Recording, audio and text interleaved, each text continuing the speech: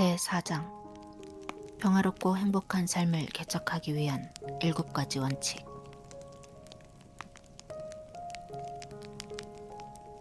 1. 당신의 생활 태도를 바꾸어라. 우리의 생각이 우리를 만든다. 몇 해 전 나는 한 라디오 프로그램에서 지금까지 당신이 배운 최대의 교훈은 무엇인가? 라는 질문을 받은 적이 있다. 그 질문에 대한 대답은 간단했다. 내가 지금까지 배운 가장 귀중한 교훈은 생각한다는 것의 중요성이다. 만일 내가 당신이 생각하는 바를 알게 된다면 이는 곧 당신의 인품을 알게 되었다는 말이 된다. 말하자면 우리의 생각이 우리를 만드는 것이다. 우리의 정신 상태가 우리의 운명을 결정하는 요소라는 뜻이다. 에머슨은 그가 하루 종일 생각하는 것, 그 자체가 그 사람이다 라고 말한 바 있다. 그의 말 그대로이다. 우리에게 있어서 가장 큰 문제는 올바르게 생각하는 법을 선택하는 데 있다. 올바른 선택을 한다면 우리의 온갖 문제를 해결하는 길이 열리게 될 것이다. 로마의 위대한 황제 마르쿠스 아우렐리우스는 그것을 불과 몇 마디의 말로 요약하고 있다. 우리의 생애는 우리의 생각으로 형성되는 것이다. 그렇다. 만일 당신이 행복한 생각을 하면 행복해지고 비참한 생각을 하면 비참해지게 될 것이다. 또한 무서운 생각을 하면 두려움에 사로잡힐 것이고 실패를 생각하면 성공하지 못할 것이며 자기 스스로 자신을 불쌍히 여기면 모든 사람이 당신을 피하고 멀리할 것이다. 노먼필 목사는 이렇게 말하고 있다. 당신이 생각하는 자신의 모습은 실제와 다르다. 당신의 생각이 바로 당신이다. 내가 지나치게 낙관적인 태도를 취하고 있는 것일까? 아니다. 불행하게도 인생은 그렇게 단순하지가 않다. 나는 자신의 인생에 소극적이기보다는 적극적이어야 한다고 주장하고 있는 것이다. 바꾸어 말하면 어떤 문제에 대해 조심성 있게 다가가야 하지만 그렇다고 그것 자체를 걱정해서도 안 된다는 뜻이다. 그렇다면 조심하는 것과 걱정하는 것은 어떻게 다를까? 뉴욕의 혼잡한 거리를 거닐 때 나는 언제나 조심한다. 그러나 걱정하지 않는다. 조심한다는 것은 문제의 본질을 파악하고 조용히 그것을 처리하는 것이다. 반면 걱정한다는 것은 감정을 상해가면서까지 그 일의 주변에서 무익하게 맴도는 것이다. 로엘 토머스의 예를 들어보자. 그는 제1차 세계대전 중 아라비아의 로렌스의 활약에 대한 기록 영화를 제작했다. 그 필름은 런던과 전 세계에 파문을 던졌다. 그의 모험담과 필름의 인기 때문에 런던의 오페라가 6주 동안이나 연기될 정도였다. 런던에서 놀라운 성공을 거둔 후 그는 세계 각국을 순회하고 인도와 아프가니스탄 사람들의 생활을 기록 영화에 담기로 했다. 그런데 이때 그에게 믿기 어려울 만큼 수많은 불행이 닥쳐왔고 그로 인해 파산을 당하기에 이르렀다. 나는 그 당시 그와 함께 있었다. 우리는 싸구려 식당에서 친구에게 빌린 돈으로 식사를 할 만큼 궁핍한 생활을 하고 있었다. 그러나 로웰 토머스는 막대한 부채에 시달리면서도 결코 그것 때문에 고민하지 않았다. 그가 그 문제에 대해 무관심했다는 뜻은 아니다. 그는 만일 자기가 이 역경을 딛고 일어서지 못한다면 채권자나 세상에 대하여 전혀 무가치한 인간이 되고 말 거라는 사실을 알고 있었다. 그는 아침마다 집을 나서기 전에 꽃을 사서 그것을 가슴에 꽂고 의젓한 태도로 발걸음도 가볍게 옥스포드 거리를 활보했다. 그는 적극적이고 용감한 자세로 시르 앞에 무릎 꿇기를 거부했다. 그에게 있어서 그때의 시련은 게임의 일부에 불과했으며 정상의 자리에 오르고자 하는 사람이라면 마땅히 겪어야 할 유익한 훈련에 지나지 않았던 것이다. 우리의 정신은 육체에 대해 거의 믿을 수 없을 만큼 큰 힘을 미친다. 영국의 유명한 정신분석학자 J.A. 하드필드는 힘의 심리학이라는 저서에서 그 사실을 증명하고 있다. 그는 3가지 다른 조건 하에서 3남자에게 악력계를 쥐게 하였다. 아무런 조건 없이 악력계를 쥐게 했을 때 그들의 평균 악력은 45kg이었다. 다음에는 그들에게 체면을 걸고 당신들은 참으로 힘이 약하다는 암시를 준 후 악력계를 쥐게 했다.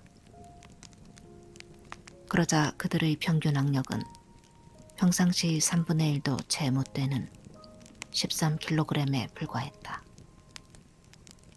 그들 중 한 명은 권투 선수였는데 체면에 걸렸을 때 그는 내 팔은 어린아이의 팔처럼 가늘다 라고 말했다. 이어 하드필드는 당신은 강하다 라는 암시를 준 후 그들의 악력을 측정하였다. 그러자 그들의 평균 악력은 무려 64kg에 달했다.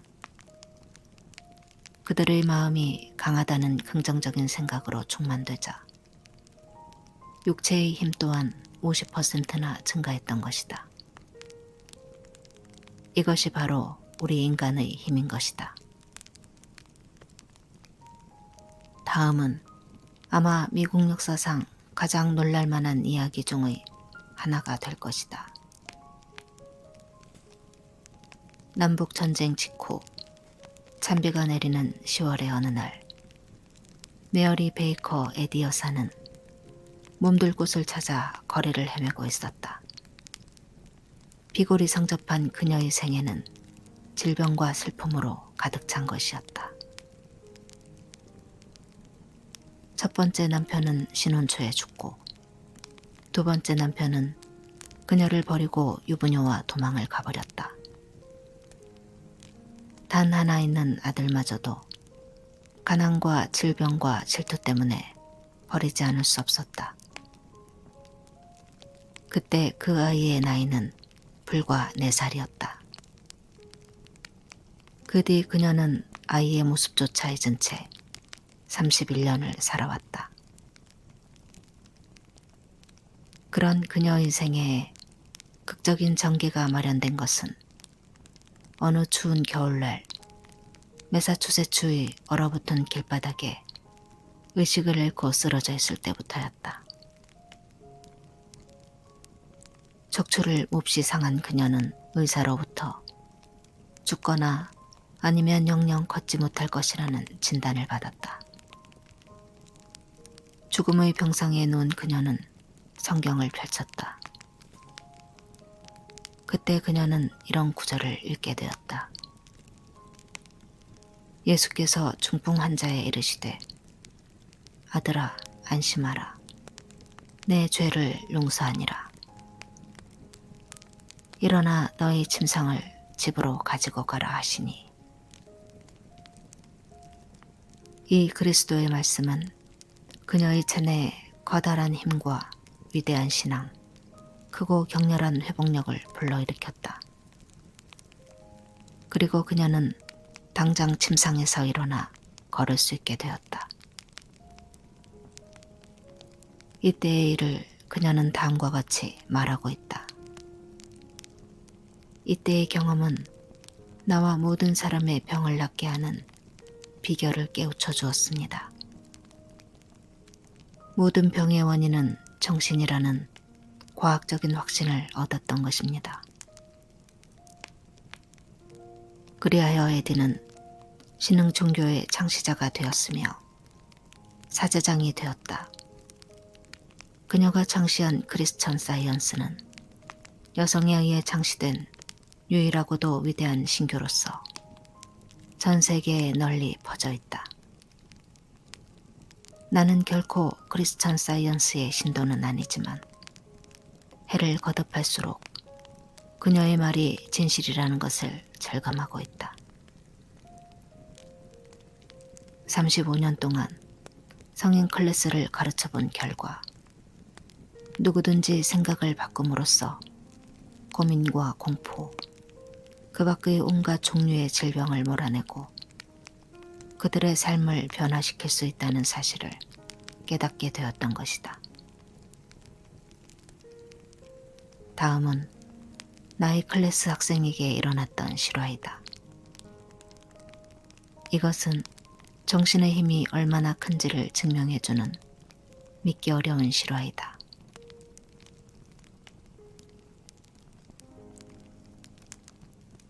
나는 심한 신경쇠약에 시달리고 있었다. 그런데 그 원인은 단 하나, 고민 때문이었다. 나는 매사를 고민했다. 내 몸이 너무 말랐다. 머리카락이 빠진다. 결혼 자금을 저축할 수 없으면 어쩌지? 나도 좋은 아버지가 될 수 있을까? 혹은 실현당하지 않을까? 내가 올바른 생활을 하는 걸까? 등등. 모든 게 걱정투성이었다. 나는 다른 사람들이 나를 나쁘게 생각할까봐 고민했고, 어떤 때는 위암에 걸렸을지도 모른다는 것 때문에 고민했다.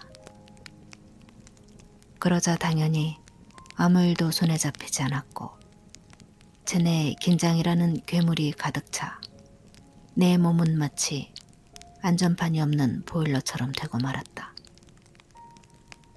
그 보일러는 점점 압력이 늘어나 당장이라도 터질 것만 같았다.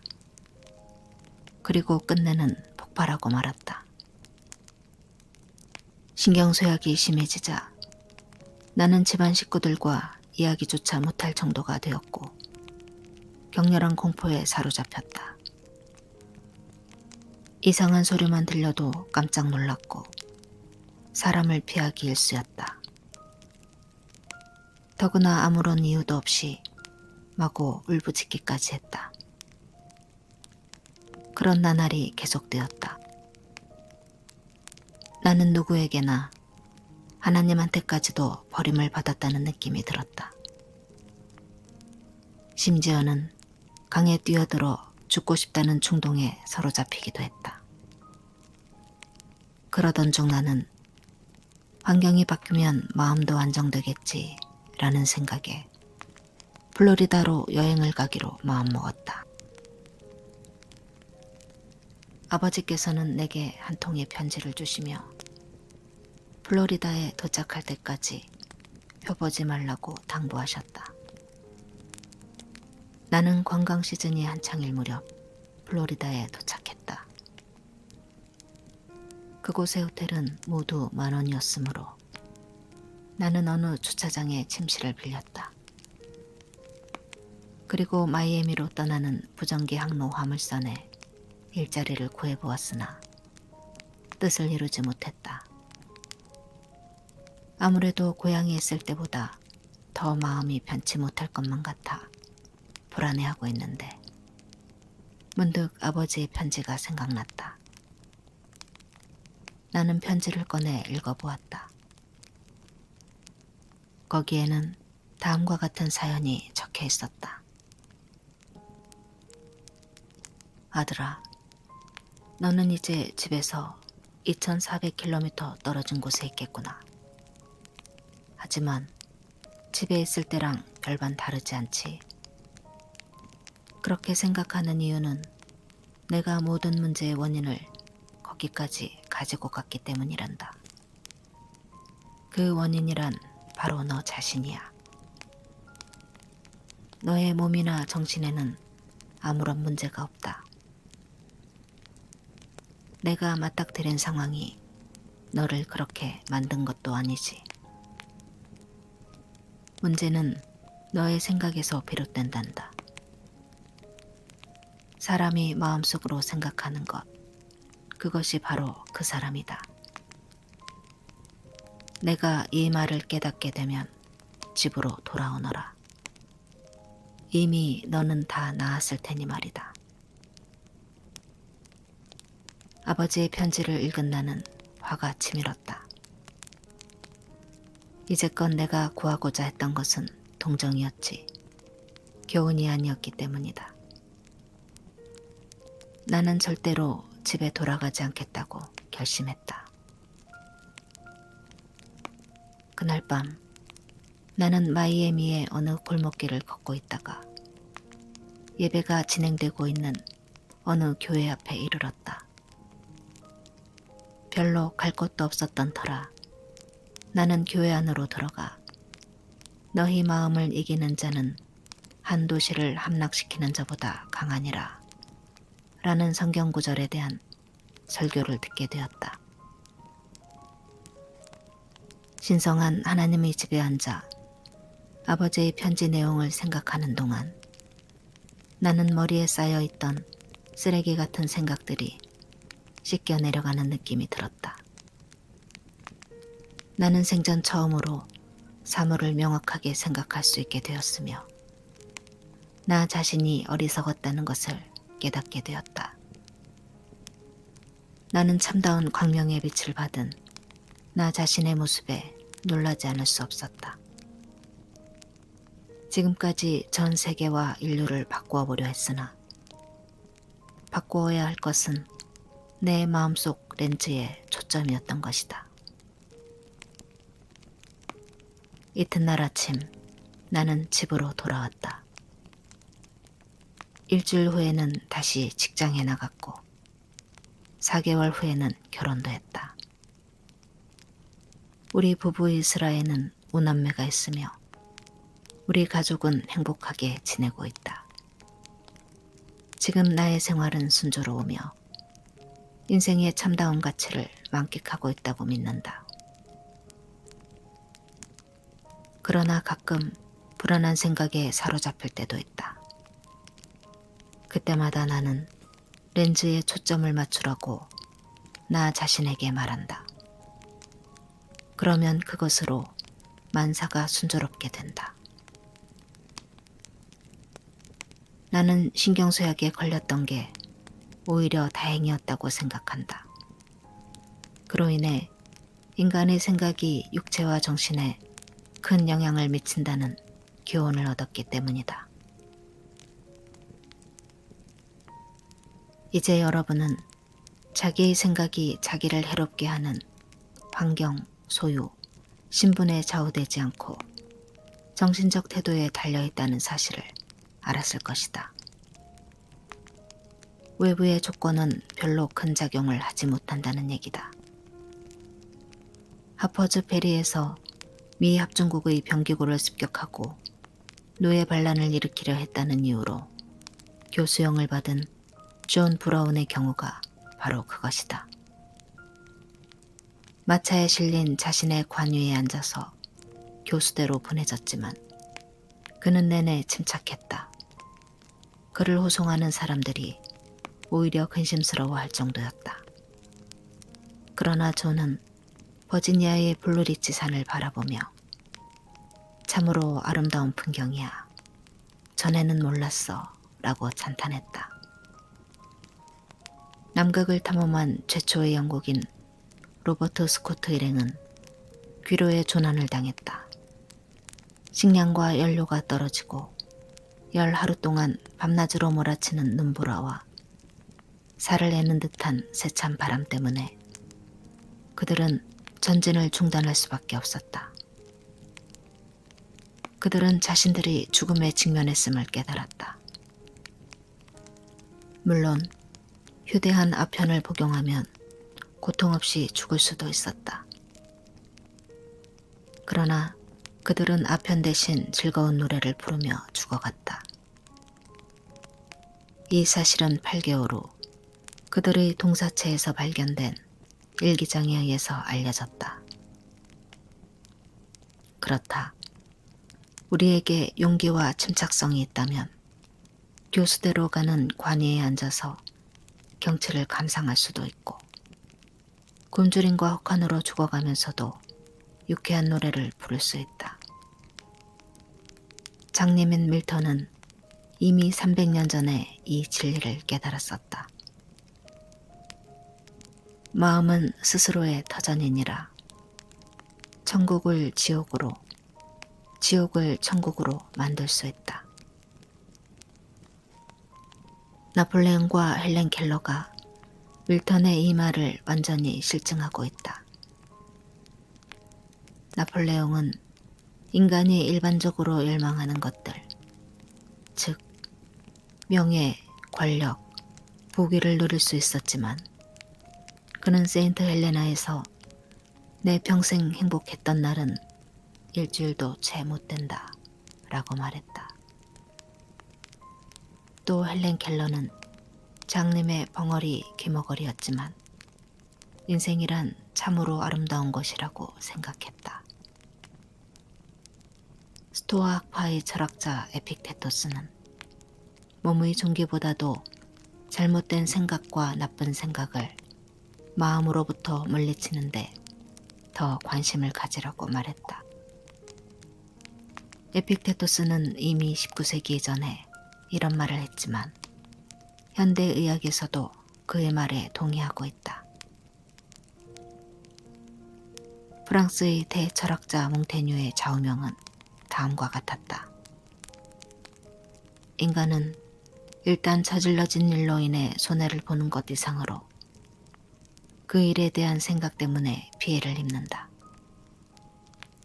그러나 일단 일어난 일에 대한 우리의 생각은 우리의 마음 하나에만 달려있는 것이 아니다.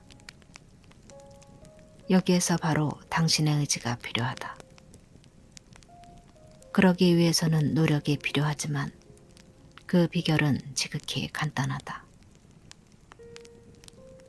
응용심리학의 최고 권위자인 윌리엄 제임스는 이렇게 말했다. 행동은 감정을 따르는 것처럼 보이지만 실제는 행동과 감정이 함께 간다. 따라서 의지로 직접 통제할 수 있는 행동을 조절한다면 의지에 통제되지 않는 감정도 간접적으로 조절할 수 있다. 다시 말하면 우리의 결심 여하에 따라 우리의 감정을 바꿀 수는 없지만 행동을 바꿀 수는 있다는 뜻이다. 그리고 행동을 바꾸면 자동적으로 감정도 바뀌게 된다는 말이다. 그는 또 이렇게 말하고 있다. 명랑함을 잃었을 때 자력으로 그것을 회복하는 가장 좋은 방법은 즐겁게 앉아서 즐거움이 거기에 있는 것처럼 짓거리고 행동하는 것이다. 이 간단한 비결은 과연 도움이 될까? 한번 시험해보라. 만면에 미소를 띠고 어깨를 펴고 크게 숨을 들이켠 다음 아무 노래라도 불러보라. 만일 노래를 못하겠으면 휘파람이라도 불어보라. 휘파람도 못 불겠거든 흉내만이라도 좋다. 그러면 당신은 윌리엄 제임스가 한 말을 납득하게 될 것이다. 겉으로는 대단히 행복한 척하면서 속으로는 고민을 한다는 게 육체적으로 불가능하다는 걸 깨닫게 될 것이다.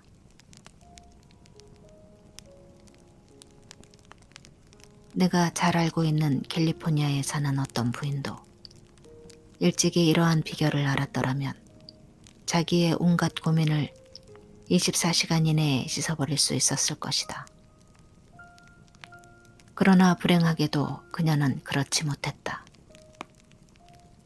물론 그녀가 늙은 과부라는 사실은 슬픈 일임에 분명했다. 그러나 그녀는 애써 행복한 표정을 지어야 했다. 그런데 그녀는 이웃 사람들이 요즘 어떻게 지내십니까? 라고 물으면 늘 이렇게 대답하곤 했다. 뭐 그냥 여전하지요. 이렇게 말하는 그녀의 표정과 울먹이는 어조는 자신이 얼마나 슬픈 처지에 있는지를 호소하는 꼴이었다. 그러나 세상에는 그녀보다 불행한 여인들이 얼마든지 있다. 그녀의 남편은 평생을 지내기에 충분한 보험금을 남겨주었고 결혼한 자식들까지 그녀를 모시고자 했다. 그럼에도 불구하고 그녀는 사위들 셋 모두가 구두쇠이며 딸들이 선물도 안 해준다고 불평하곤 했다. 그러면서도 자기의 돈은 노후의 여생을 위해서 움켜쥐었다. 아무도 그녀를 좋아하지 않았다. 심지어는 자식들까지도. 꼭 그래야만 했을까? 자신을 변화시키고자 했다면 그녀는 가족들로부터 존경과 사랑을 받았을 것이다.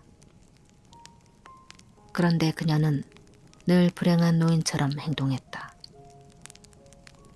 자기에게 퍼붓는 사랑을 조금이라도 타인과 나누었다면 행복한 여생을 즐길 수 있었을 것이다.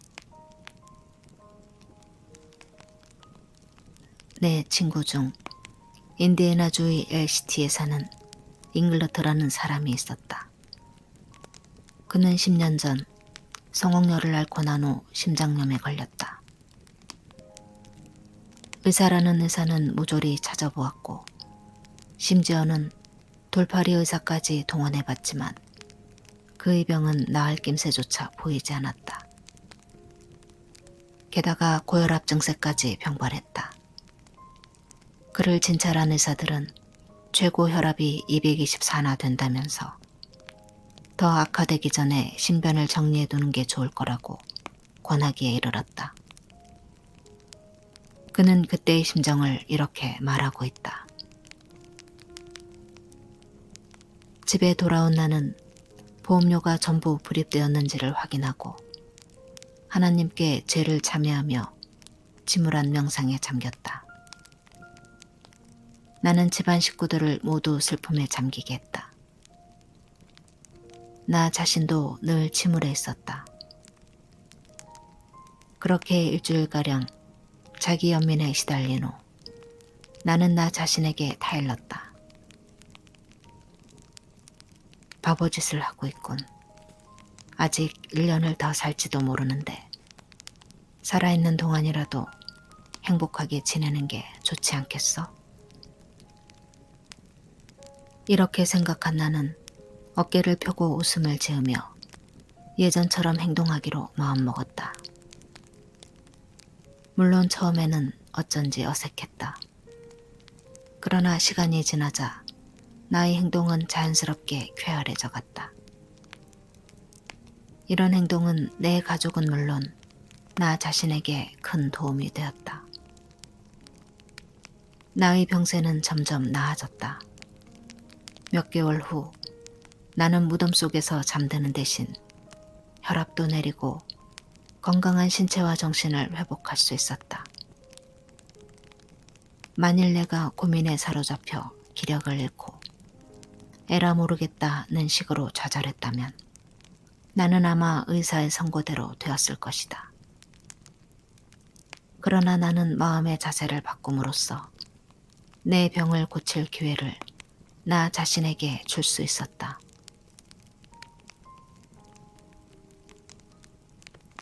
그럼 여기서 한 가지 질문을 해보자. 단순히 쾌활하게 행동하고 긍정적인 생각을 함으로써 한 사람의 생명이 구제될 수 있다면 왜 우리는 자신뿐만 아니라 주위의 사람들을 불행하게 만드는 것일까?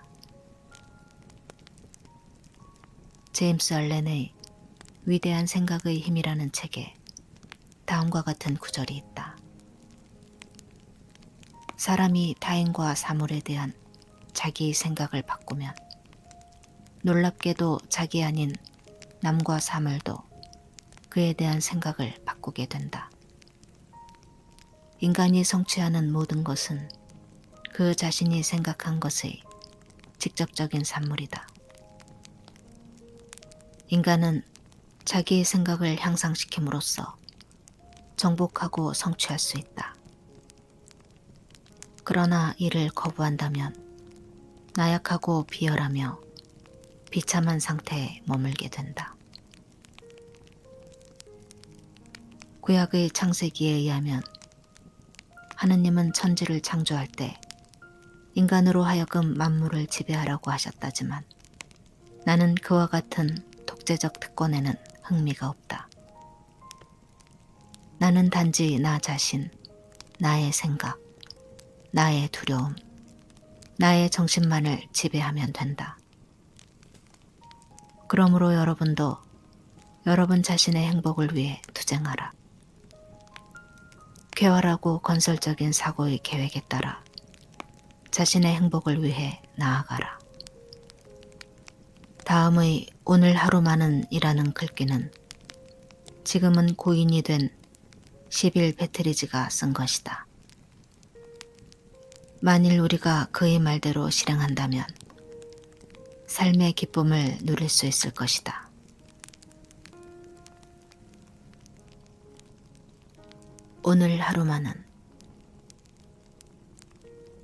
오늘 하루만은 행복하게 지낼 것이다. 대부분의 사람은 마음먹은 만큼만 행복하다라는 에이브러함 링컨의 말은 사실이다. 행복은 우리 안에서 나온다. 환경의 문제가 아니다. 오늘 하루만은 주어진 상황에 적응하고 내가 바라는 것에 나를 맞추려 들지 않겠다. 나는 가족, 일, 행운을 있는 그대로 받아들이고 거기에 나 자신을 맞추겠다. 오늘 하루만은 몸을 잘 돌보겠다. 운동을 하고 영양을 충분히 공급하고 학대하거나 무시하지도 않음으로써 내 몸을 내 마음대로 움직일 수 있는 완벽한 기계로 만들겠다. 오늘 하루만은 정신을 단련하겠다. 유용한 것을 배우며 정신적으로 나태해지지 않겠다. 집중해서 생각하고 의미를 파악하고자 노력해야만 이해할 수 있는 글을 읽겠다. 오늘 하루만은 세 가지를 하면서 영혼을 단련하겠다. 다른 사람에게 몰래 친절을 베풀 것이다. 또한 윌리엄 제임스가 제안했던 대로 원치 않는 일을 적어도 2가지는 할 것이다. 오늘 하루만은 유쾌한 사람이 되겠다.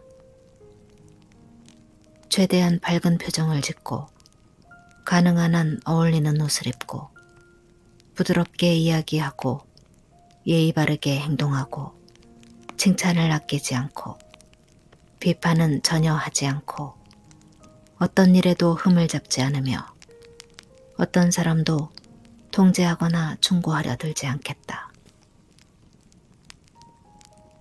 오늘 하루만은 삶의 모든 문제를 당장 해결하려 들지 않고 내게 주어진 하루를 열심히 살아가는 데만 집중하겠다. 평생 한다면 끔찍한 일도 12시간 동안이라면 할 수 있다. 오늘 하루만은 프로그램대로 살겠다. 매 시간 해야 할 일을 미리 적어두겠다. 철저하게 따르지는 못할지라도 계획은 세우겠다. 적어도 서두름과 우유부단이라는 두 가지 병폐는 없앨 수 있다. 오늘 하루만은 30분이라도 혼자 조용히 쉬겠다. 그 시간 동안 삶에 대해 균형 잡힌 시각을 갖도록 신에 대한 생각도 해보겠다. 오늘 하루만은 두려워하지 않겠다. 행복하지 않을까봐, 아름다움을 누리지 못할까봐, 사랑받지 못할까봐, 내가 사랑하는 사람이 나를 사랑하지 않을까봐 두려워하지 않겠다.